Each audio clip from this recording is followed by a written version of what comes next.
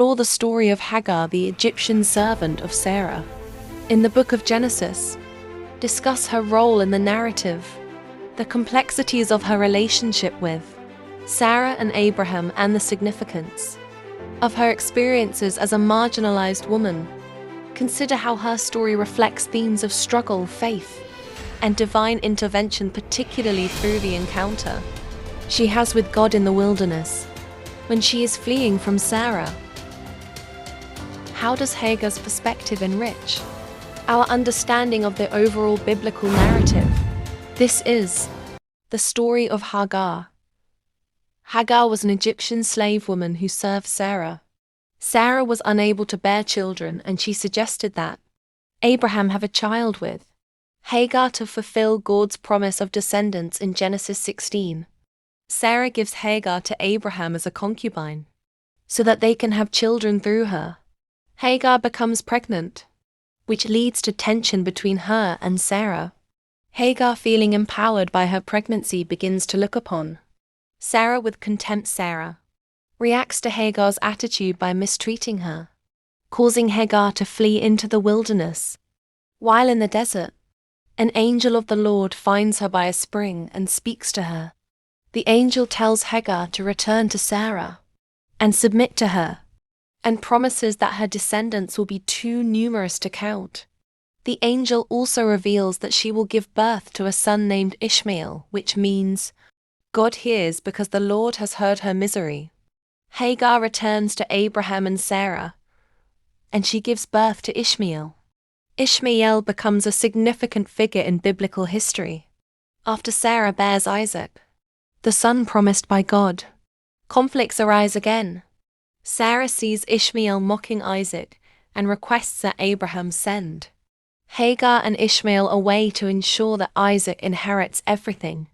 Though distressed by this request, God comforts Abraham and tells him to listen to Sarah, promising to make a great nation from Ishmael as well. Hagar and Ishmael are sent away, and they wander in the wilderness. When their supplies run out, Hagar places Ishmael under a bush and weeps. God hears the boy's cries and sends an angel to comfort Hagar, showing her a well of water to save them.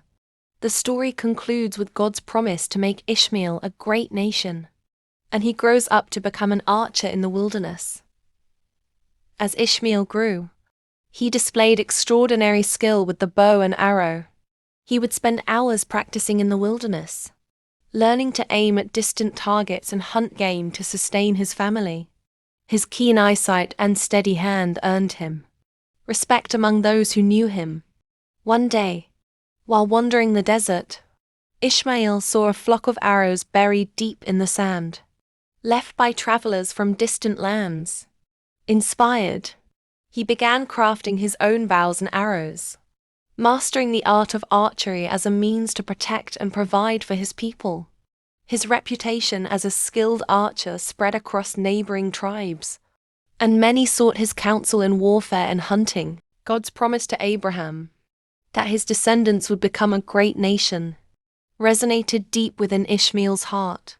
Recognizing his own potential, he dedicated himself to the path of leadership and strength. With his bow in hand, he led his people through challenges, guarding their land and forging alliances with neighboring tribes. Over time, Ishmael's descendants became a prosperous and resilient people, known as the Ishmaelites. They traveled across deserts and seas, establishing thriving trade routes and spreading their influence far and wide. Ishmael himself was remembered, not only as a skilled archer, but as a leader who fulfilled God's promise, a great nation born from faith, skill, and perseverance. And so, the story of Ishmael became a testament to how faith and determination can turn a young boy's dreams into a nation's destiny.